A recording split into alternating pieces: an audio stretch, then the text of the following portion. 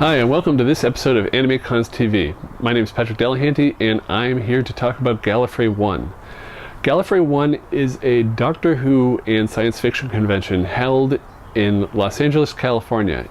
It took place last month in February, and it brings together people from all over the world who are fans of Doctor Who.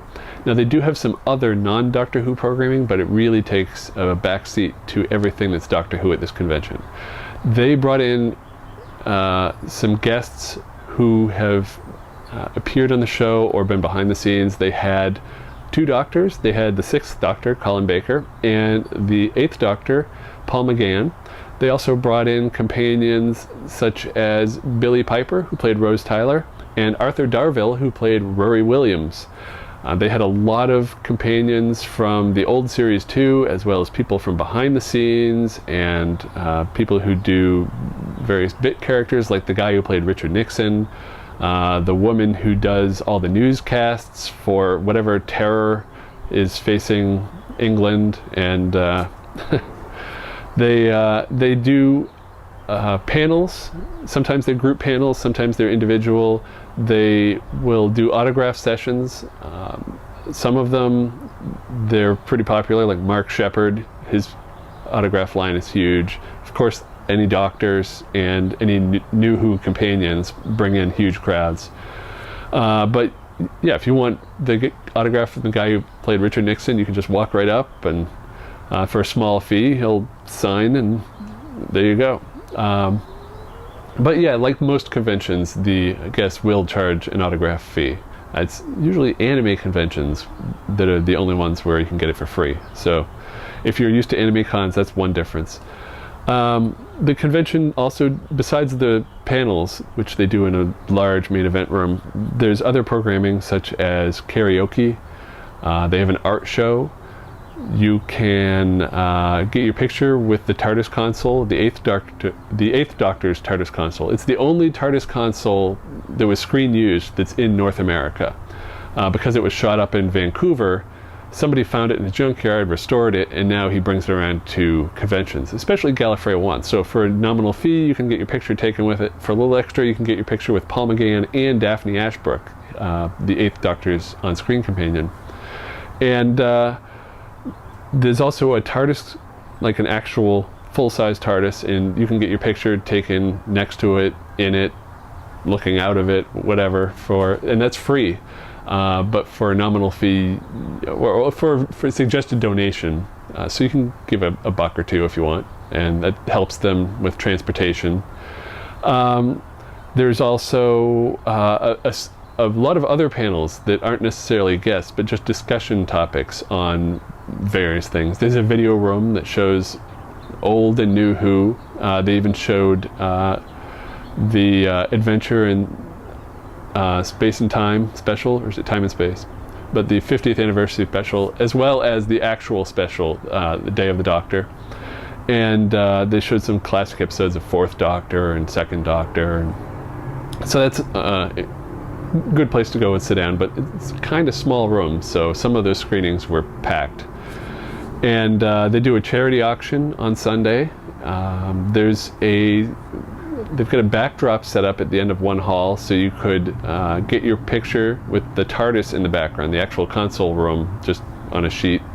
Although I was a little disappointed that the sheet kind of was sagging, because it was, the weight pulls it in, so it's not pulled tight. So if they pulled it tight, it would be even better.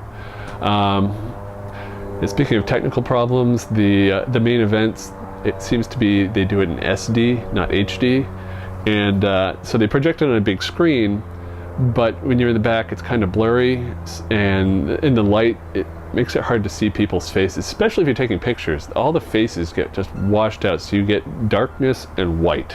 And so if they could improve the lighting and the video that they use on the screen, it would be so much better. Those are some things they really need to focus on with some of the admission that they bring in next year. Speaking of admission, the convention limits their attendance. This year, it's sold out in, I believe, 2 weeks, 12 days, something like that. And so this next year, it's going to sell out even faster. I mean, they had Billy Piper and Arthur Darvill, so with guests like that,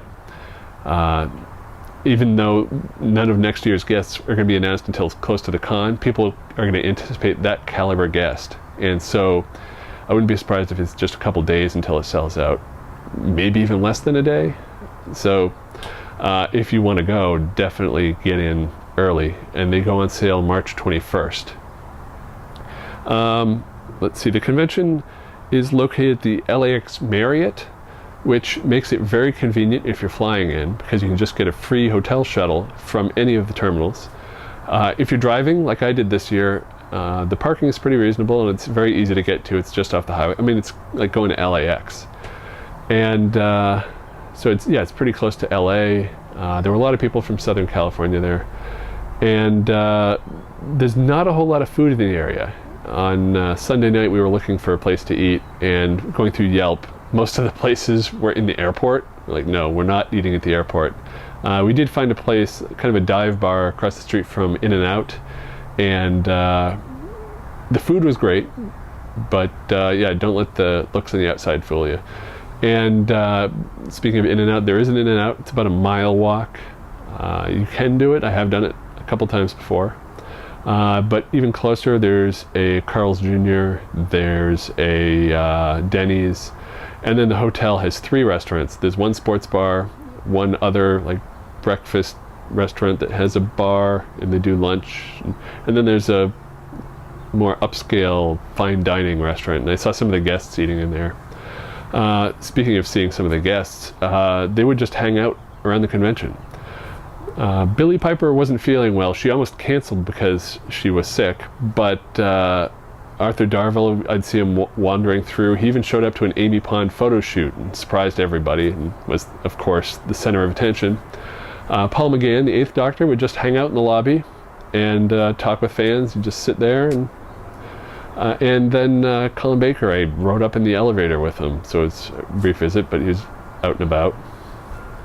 A lot of the guests were doing autographs in the dealer's room, and the dealer's room itself, you could find anything. If they make that Doctor Who merchandise, if you can find it online, it's probably there. They had audio CDs, toys, books, autographed photos, unautographed photos, plushies, t-shirts, everything was there. The room wasn't too crowded, especially after it first opened, and so it was easy to get in and take some time to shop.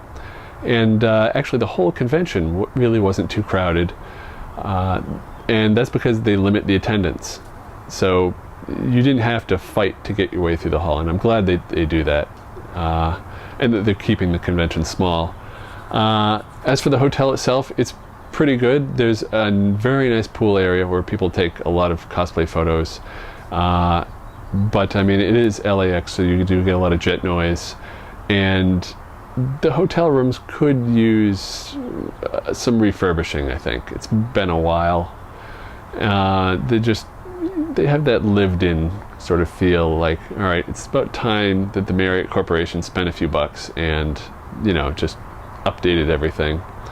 But all in all, it's pretty good. And then there's overflow hotels nearby, like the Hilton is just a short walk, and so if you need an overflow hotel, the Hilton's available. And if you're looking for a Doctor Who convention, I highly recommend this one. Even if you're traveling from the East Coast or from the UK, this is a convention that you really should check out if you're a fan of Doctor Who. It's got the guests, it's small size, people are so friendly, and you can't go wrong. It's just a lot of fun. And they even have like LobbyCon, and people hang out and they'll drink in the evening. The hotel brings out bars and they're serving alcohol in the function areas of the hotel. And people will come up and exchange badge ribbons. I handed out some fancons.com ribbons to anybody, and I got a lot of other ribbons in return. So my badge had ribbons hanging off of it for like 3 feet, but other people, there were easily badges that had 40 feet worth of ribbons, all different, hanging off the badge, and they'd have to sew up the edge or tape the back to keep them all stuck together. So badges are a big tradition at Gallifrey One. And I know if you watched last year's review, I showed off my badges, and it's the same sort of thing. And really, watch last year's review, because not much has changed. The guests have changed a bit, but it's still a great convention. I still highly recommend it, and I hope that I can convince other people to go next year, and I hope I can go as well. And so yeah, if you have comments about Gallifrey One, we would love to hear them. Call our voicemail line at 762-ADEQUATE. That's 762-233-7828. And you can also email us at podcast@animecons.tv. And yeah, let us know what you think. I think our next con we're going to be at, most of us will be at, is Anime Boston. So if you see me at Anime Boston, or see any of us, come on up and say hello. And yeah, maybe if I have any fancons.com ribbons left over, or AnimeCons TV stickers, I'll give you some. So hope to see you there. And yeah, Gallifrey One, can't recommend it enough. It's so fun. So check it out sometime. And thanks for watching. Yesterday we had the crowd whooping every single day. Yeah, in Belgium, it's a really American thing of whooping anything. See? This is the number 6 yesterday.